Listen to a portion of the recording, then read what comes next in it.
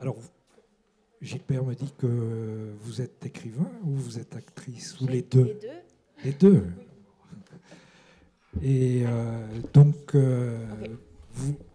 vous êtes en Grèce. Vous allez me dire pourquoi vous êtes en Grèce? Oui. De passage en Grèce?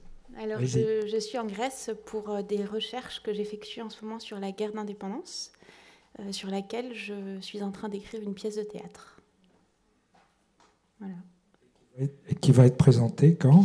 Qui sera jouée à Paris, normalement autour de février-mars 2019. Super. Voilà. Merci. Et je vais vous lire un poème de Victor Hugo qui s'intitule « À qui la faute ?»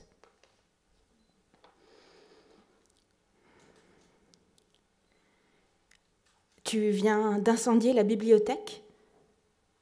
Oui, j'ai mis le feu là. Mais c'est un crime inouï. Crime commis par toi contre toi-même, infâme. Mais tu viens de tuer le rayon de ton âme. C'est ton propre flambeau que tu viens de souffler. Ce que ta rage impie et folle ose brûler, c'est ton bien, ton trésor, ta dot, ton héritage.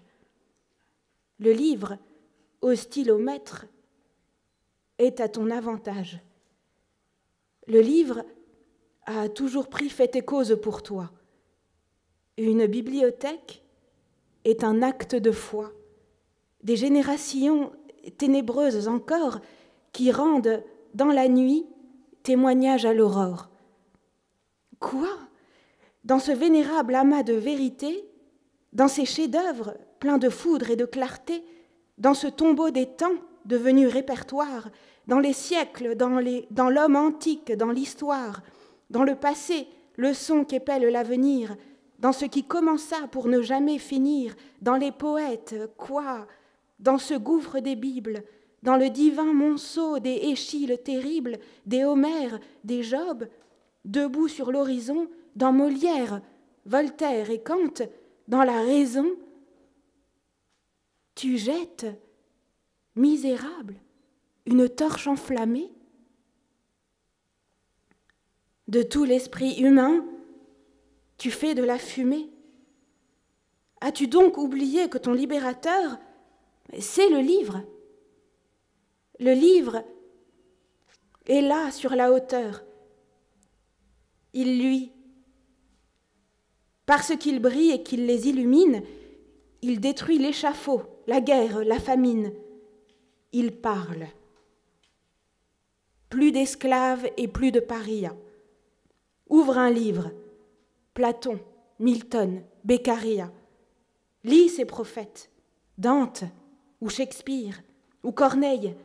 L'âme immense qu'ils ont en eux, en toi, s'éveille. Ébloui, tu te sens le même homme que tous. Tu deviens, en lisant, grave, pensif et doux. Tu sens, dans ton esprit, tous ces grands hommes croître. Ils t'enseignent ainsi que l'aube éclaire un cloître. À mesure qu'ils plongent en ton cœur plus avant, leur chaud rayon t'apaise et te fait plus vivant. Ton âme, interrogée, est prête à leur répondre.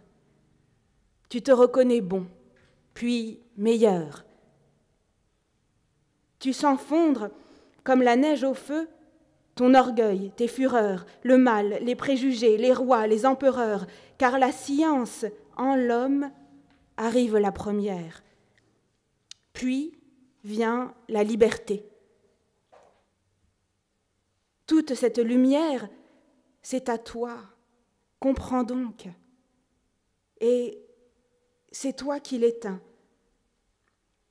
Les buts rêvés par toi sont, par le livre, atteints. Le livre, en ta pensée, entre. Il défait en elle les liens que l'erreur à la vérité mêle, car toute conscience est un nœud gordien. Ta haine, il la guérit. Ta démence, il te l'ôte. Voilà ce que tu perds, hélas, et par ta faute. Le livre est ta richesse à toi. C'est le savoir, le droit, la vérité, la vertu, le devoir, le progrès, la raison dissipant ton délire. Et tu détruis cela, toi.